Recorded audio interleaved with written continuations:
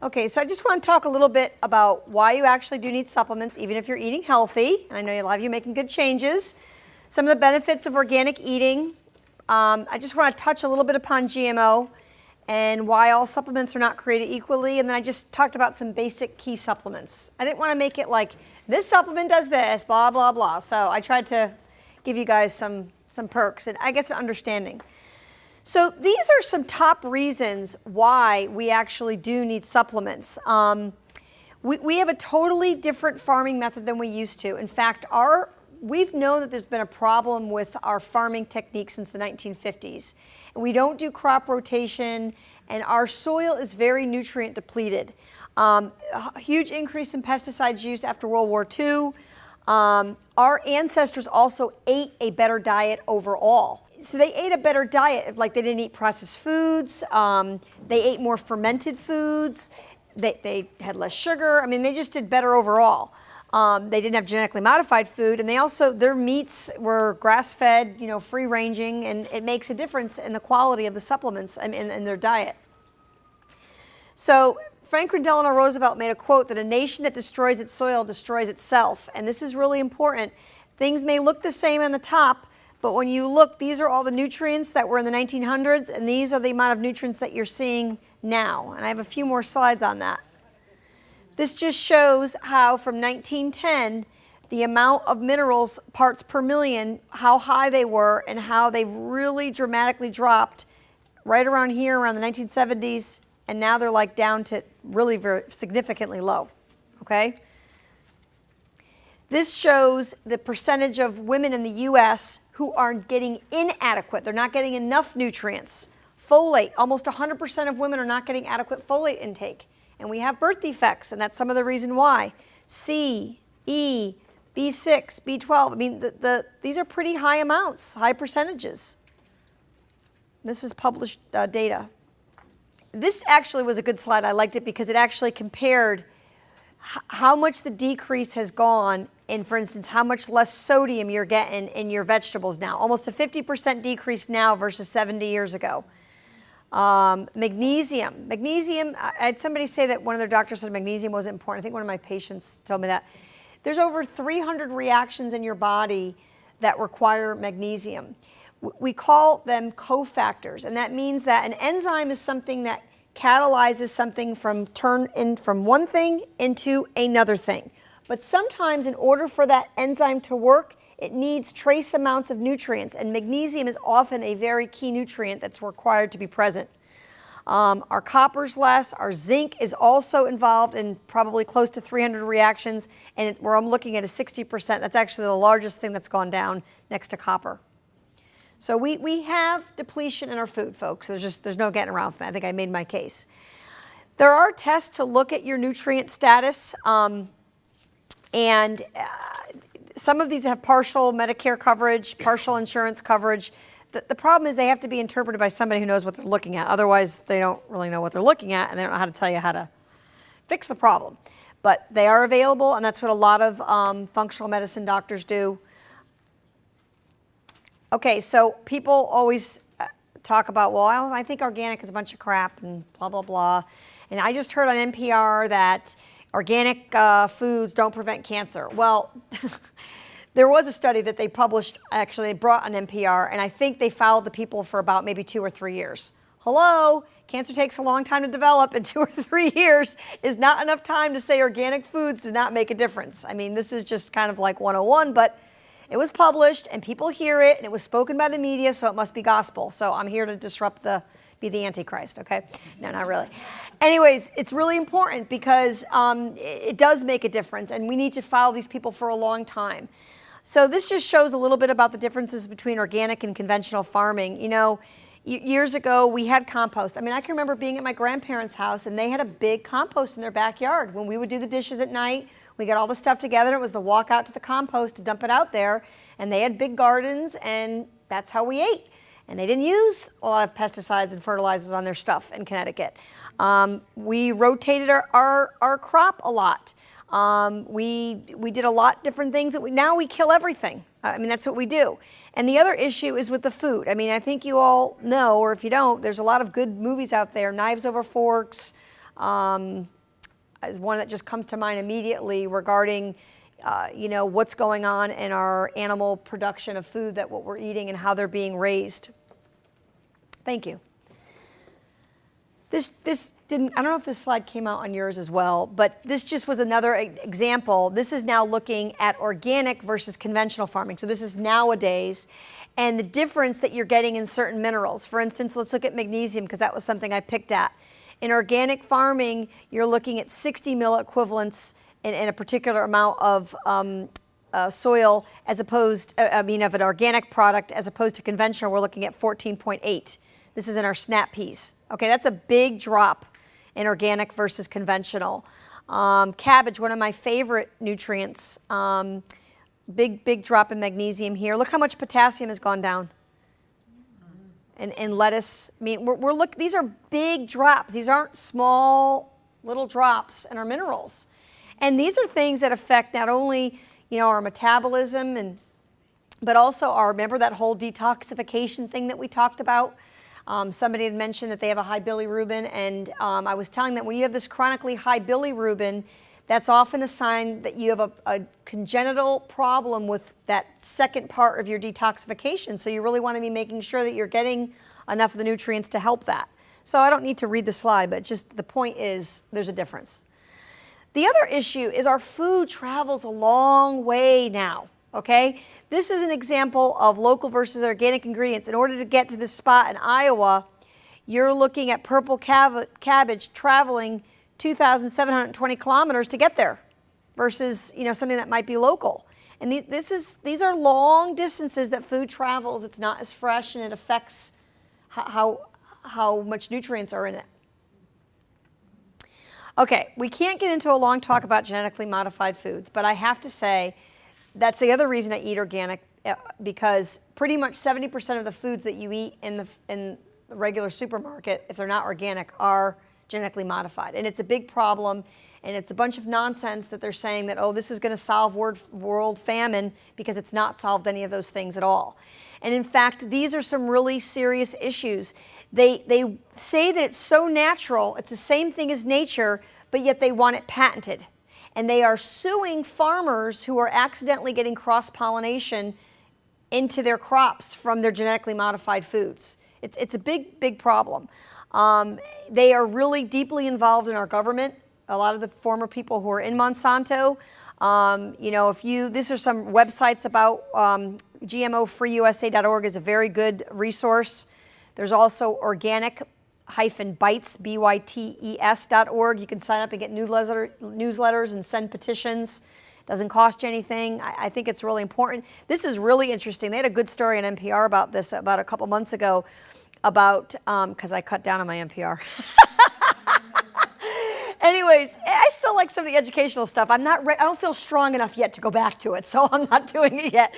But bee and butterflies are dying because of all of the pesticide use, because what people don't realize is that genetically modified foods are requiring more and more pesticides to kill the bugs off. It's not resistant like they said that it was. And this obviously affects pollination.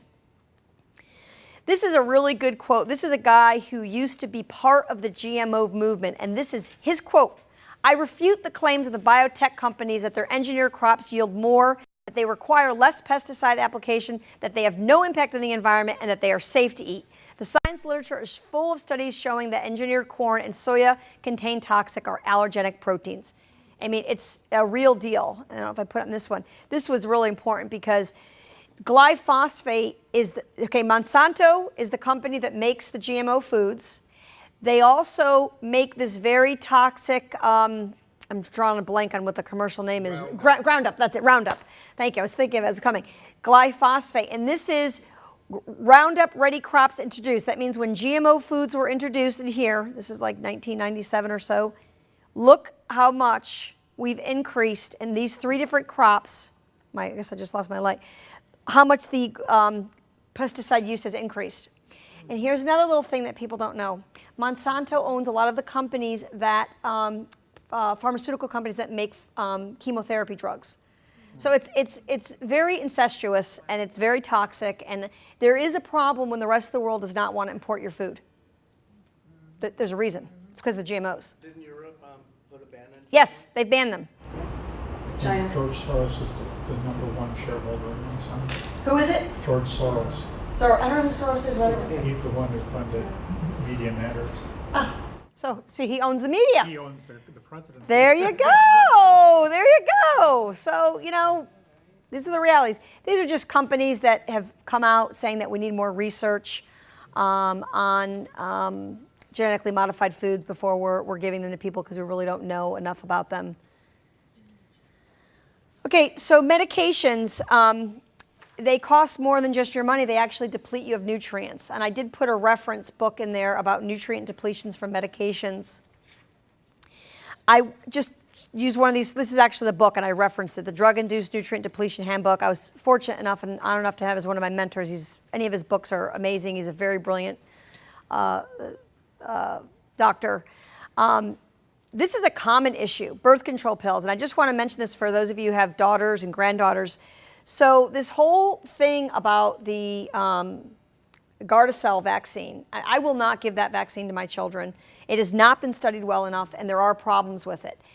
The issue is that most cervical cancers come from a virus that is sexually transmitted, and actually it can be transmitted even without intercourse. It can be transmitted through genital to genital contact because most men are circumcised and the HPV virus is on the whole outside of the genital area.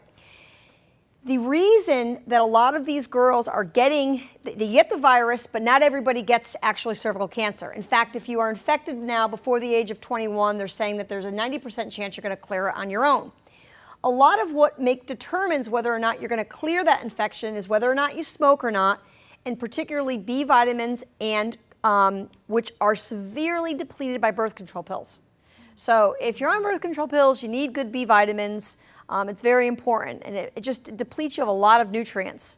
Blood pressure medications. It doesn't mean you don't take the blood pressure medicines. It just makes sure that you're accounting for the deficiencies. I mean, sometimes we need them.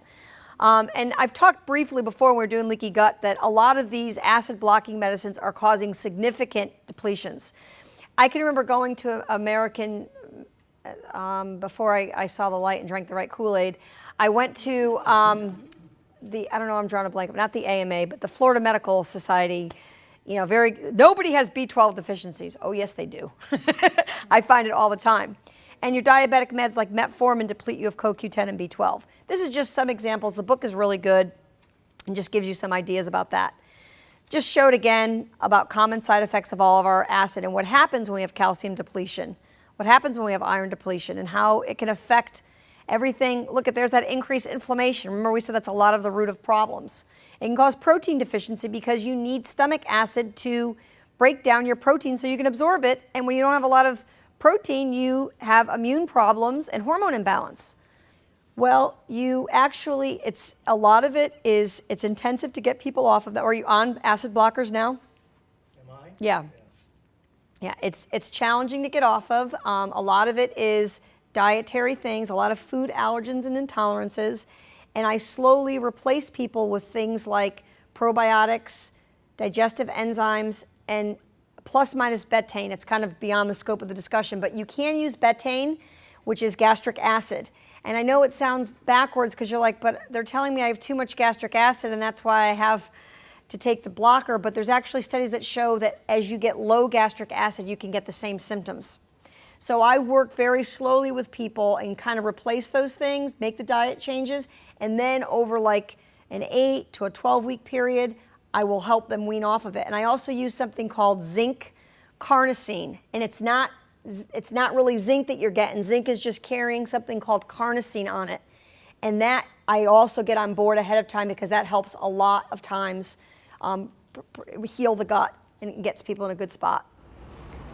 So you're saying try the probiotics and the digestive enzymes. Definitely. If you have no history of peptic ulcer disease, you can try betaine. Okay. And you'll know that you don't need betaine if you take it and you get burning in your stomach here. Don't take it. The way we tell people to take betaine is take it with each meal with your enzymes. If you're still bloated or having heartburn, but you're not getting like a burning feeling, you can keep increasing it until you get relief. It works really well. So side effects from the betaine, if you have a known gastric ulcer that's active, it's a contraindication. Okay, again, this is a lot of listing, but I just want to go through a little bit about looking at quality supplements.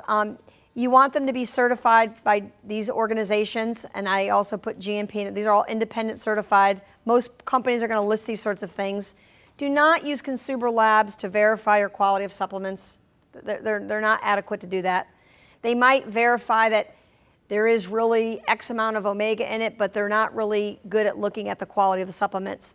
I usually recommend capsules. They should say HPMC, that stands for, basically it's a vegetarian capsule. No fillers. I will say that magnesium stearate and stearic acid is a little controversial. There's not documented effects. I do try to limit my exposure, but I don't hang up. There are certain supplements I can't get without it in it, and I don't go crazy over it.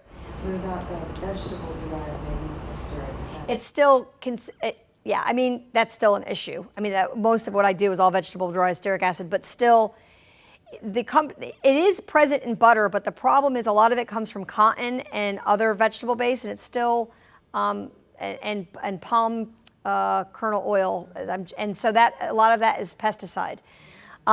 But a lot of the other fillers are like, you'll see FDC Lake, red color, blue color, yellow food coloring. These are acceptable fillers. Silica, ascorbic acid, which is vitamin C, rice bran, acidophilus, microcrystalline cellulose, those are acceptable.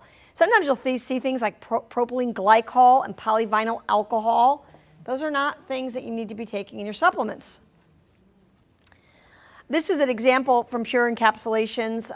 Their label is able to copy and paste, and I was able to just put it right up there of what they check for in their products for their quality control. You're not going to get this when you get crap at CVS. Sorry, I don't know how to say it. Okay, recommended daily allowance is really the bare minimum. I don't know if I said this before, but when you pick up a bottle, and people say, well, it looked good because it says it's 100% of the RDA or it's 1,000% or whatever. That looks really good. But they base the RDA on the minimal amount that you need of a supplement to prevent a disease state. So the RDA of vitamin C is 60 milligrams because that's the dose that prevents you from getting scurvy. But that's not optimal amount for collagen, for antioxidant function, and those kinds of things. So it's a little bit misleading. We actually, in functional medicine, a lot of the books will say optimal daily recommendations, meaning this is the optimal amount that you want to be on.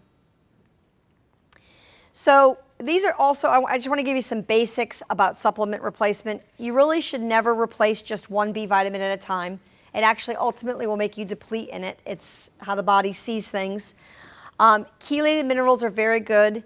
Albion is a very good name. You'll see that on products. These are Albion minerals. So they're like a wholesale supply company for different product lines, but their product line is very good.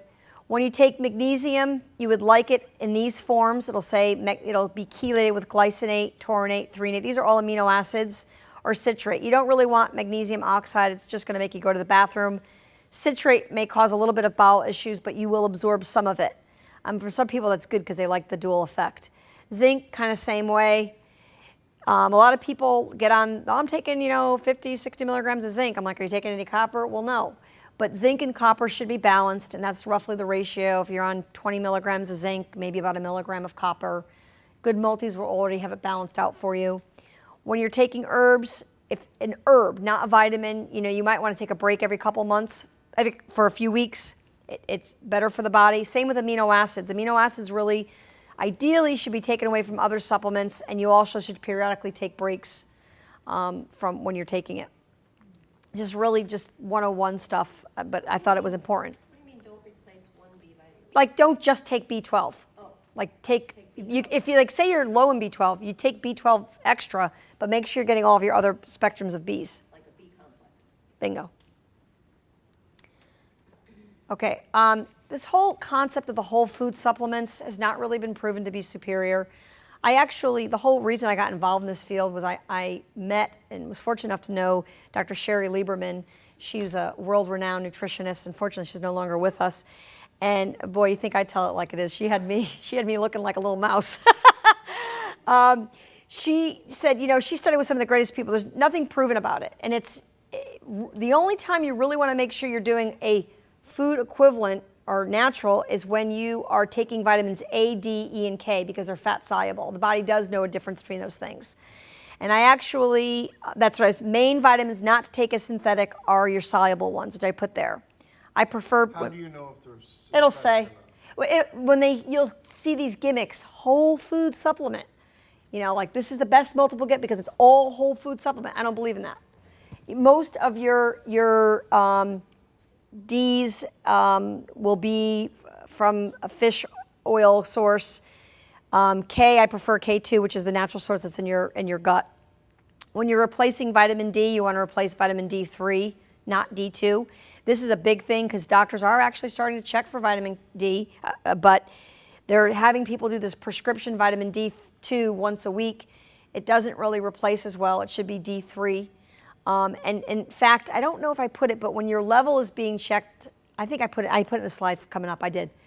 Vitamin E should say mixed tocopherols. It should not be one vitamin E, which sometimes it'll just say D-tocopherol or D-alpha, or worse, it'll say DL. That's totally synthetic when you see that DL.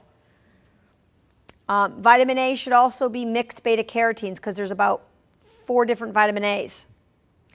I did list Oz. It had a good website. It looked like it was a drug interaction website checker. The book that I referred you to, and I think I gave you another nutrient book. They talk about some common side effects to be careful of things.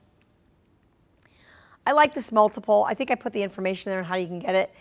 I'm very particular. For years, I didn't use multiples because I didn't think there was enough in them. This is a full spectrum of your vitamin E and A. It gives iodine in higher doses, and we are very iodine deficient nowadays. It gives you K2.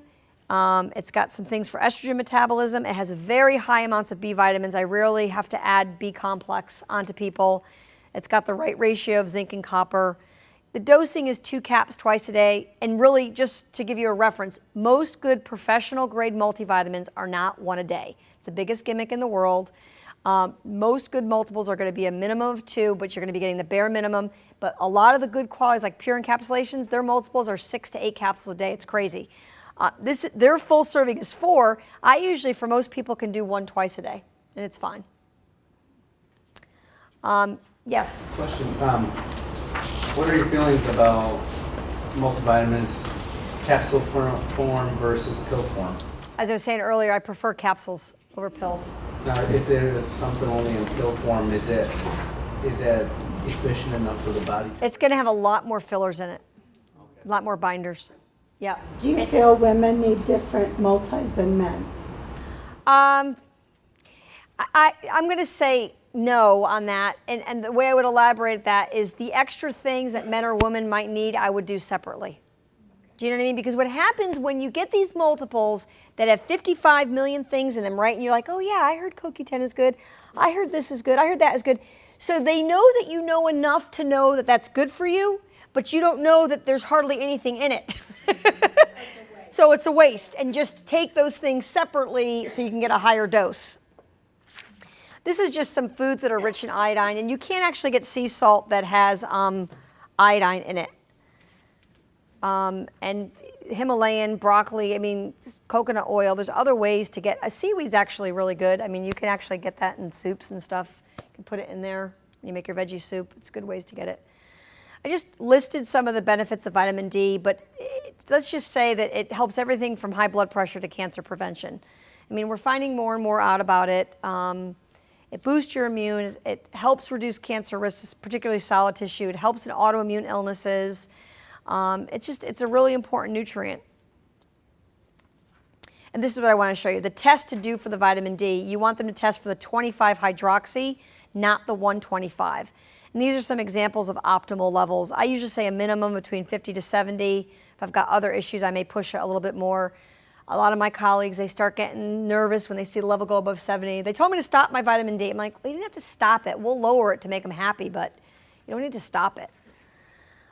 This just was, remember I was telling you before, you want to replace with vitamin D3 and not vitamin D2. I actually put some differences in between there. You just get better levels in the body, and it's naturally derived. Where do you get that? Most good supplement companies, like any of the things I recommended in that back, when you look on there, they won't sell vitamin D2. It'll be vitamin D3. The problem is when your doctor gives you the prescription. You don't need a prescription for vitamin D3. Okay, I wanted to talk a little bit about some key supplements that I thought would be important to know about. I just want to remind you of our little free radical, because that was a little hairy, that whole thing, that we're getting free radicals from anything from UV rays, pollution, stress, and poor nutrition. It's affecting that oxygen. It's breaking up those electrons. And so we get a damaged cell membrane. You can see on the left. On the right is a protected cell membrane. And that's what antioxidants are trying to do. Okay, I love curcumin. I've mentioned it on several talks. And really, these are like the numerous benefits of it. When you're treating cancer, we use very high doses of curcumin. When it's prevention, high doses might be a gram 2 to 3 times a day. Low doses might be 250 milligrams twice a day. It depends what you're trying to treat, but I think it works very well, and it's got a lot of good data. As a preventative, anywhere from 500 to about maybe 250 to 500 milligrams a day. And this is just reminding you, and I've said this before, that the curcumin should be as a phytosome, and often it will say curcumin asmariva, because that's been a trademark name. Again, there's a lot of wholesale distributors who just give these raw ingredients to supplement companies to put in their product, and so they have to give credit to where it came from if it's trademarked, and they'll say curcumin asmariva. I love resveratrol. It's really one of the basic studies they've done on resveratrol. We talk a lot about some ways to prevent aging. It's not only taking antioxidants, it's not only eating a low glycemic diet, controlling weight, controlling sugar, but also we talk about caloric restriction. We don't mean starving yourself. We mean that limiting your calories and making sure you're getting nutrient-dense foods, because it actually has prolongs life. Well, they did an experiment with rats where they let one group of rats, eat like the equivalent of McDonald's and stuff like that, and then gave them resveratrol. And then the other rats, they calorically restricted. And the rats that were eating whatever they wanted and had resveratrol actually mimicked almost as if they were getting a caloric restriction. And that doesn't mean you get to eat what you want and take all the resveratrol, because that was a rat. But the point is, if you're trying to watch what you're eating, this may be aiding what you're doing. It's an antioxidant. It protects the heart. It really can help sugar, brain protection, and it's a metabolism booster. And what I like to say is it should be trans resveratrol is what it should say as the active form in the back of the bottle. And it should be pretty much pure trans resveratrol. And just basic things I said about reputation. They have to, it should be a good product. And compare prices, because they're not all the same. So, and I put some doses on there. I just thought, get enough out of red wine? no, you have to drink about 10 glasses of red wine a day. By that time, you're too acidic for it to matter. This is my latest and greatest supplements. This happens to not come as a capsule, but this is a trademarked. And this goes back to that whole repairing the cell membrane gig. And it's a phospholipid, which is a type of fatty acid. And it really has been shown to help regenerate and repair brain cells. You can get it online. I put the website in there. I think I have it on the next page. The website is ntfactor.com, and this just explains, it's a good summary of what I was discussing to you before about the cell membranes and the antioxidants and why we take them. They do it in lay terms. But it's a very good supplement to take. This is what I was talking about, how I like cabbage and broccoli, because it has glucophananin in it, which is I'll say the name, a sulforaphane glucosinolate. We call it SGS because we don't like saying all those words either. But these are in all of your cruciferous vegetables, your broccoli, your cauliflower, your cabbage, the Brussels sprouts. And remember that whole detoxification thing, it helps support phase 2 detoxification. It's an antioxidant. It supports inflammation. And it should again say SGS trademark, because this was originally isolated by Johns Hopkins University. It's been very well documented in cancer prevention studies. I tend to use Zymogen's brand, but there are some other ones in that resource that I gave you, and that's very good. And it's very good for estrogen metabolism. Just lipoic acid is another important antioxidant. It's got 4 main functions. It helps inflammation. It helps sugar metabolism. It's a great antioxidant. Those fatty acids around your cell membrane, I was talking before about, they can become oxidized from oxidative stress and they get hard like plastic. Lipoic acid helps prevent that. And it mildly will help remove metals from the body. I just was giving the different doses. If you're doing alpha lipoic, you're looking at taking between 600 to 1200 milligrams a day. R lipoic, there's some data that it may be more absorptive. You certainly can take a little bit less of it. It gave you a different option, the dosing for that. I've talked a lot about omega-3s. I just wanted to list it because everything from helping your IQ in your child to helping your nervous system, it really is very important. Omega-3s. I wanted to mention this because this also shows that pathway, that inflammatory pathway, that arachidonic acid, but underneath it, it lists natural things that are comparable to that COX-2. That's the curcumin, resveratrol, and green tea. And on the other end, the other area that can create inflammation, other ways that you can prevent that inflammation. And curcumin's in there again. GLA is actually a good omega-6 fatty acid. And what I wanted to show you on this is that the body can actually form 2 pathways when you take GLA in. You can go down on the right and you can actually form it towards the more inflammatory stuff that we don't want it to be, or it can go down the pathway to the left. And a lot of that is dependent upon how well you're eating overall. If you're eating the fast food, sad American diet, you can unfortunately take a lot of borage oil, which is a form of it, of the GLA, and it actually causes inflammation. So you gotta, again, you can't just take the supplements, you gotta be doing the diet too. But if you're doing the diet and you need extra, it will give it to you. A lot of people ask me, well, can't I just take flaxseed? You can. You get a very limited conversion of, this is what's in the flax, that's the omega-3, down into the EPA and DHA. Maybe, I think it's about 4%. I think I put it in the next slide. It's about 4%. It's very low amount that you convert over. And this just shows the difference between the fatty acids. EPA actually is good for heart health and inflammation. DHA is good for brain development, brain health, and eye health. Also some inflammation. And alpha lipoic acid can actually help your essential fatty acid status overall. But again, you don't get a lot of it. You don't convert a lot over into the EPA and DHA. That's why I gave up my hang up as a vegetarian. I just take it. This is a good company to check your purity of your fish oil. And Nordic Naturals is one of the companies that has this certification. It's just, you can go to the website, you can click in, you can plug your fish oil in, it will tell you. I would say a minimum, everybody should have about a gram, about 1,000 milligrams. And I go anywhere up to 4 to 6 grams if I've got other issues I'm treating, but a gram is a good basic amount. I just like this slide, I thought it was cute. EPA and Robin, they're on our side. Okay. These last couple slides I just listed, and I don't need to go through them because Marilyn's got a lot of good stuff to talk about, but I want to just talk quickly on, everyone talks about red yeast. Most of the red yeast people are getting doesn't have red yeast in it because they're getting cheap red yeast. You should be on CoQ10. You want to make sure it's citronine free.